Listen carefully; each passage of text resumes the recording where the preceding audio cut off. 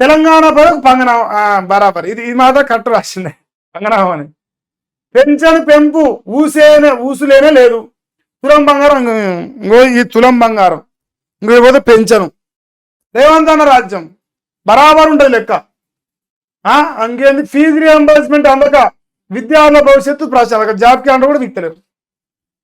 Job calendar కూడా విక్తలేరే, అన్ని విక్తలేరు, ఏ విక్తలేరు. ఆన్ని పత్తితో మనలు ఎత్తారు అంతే.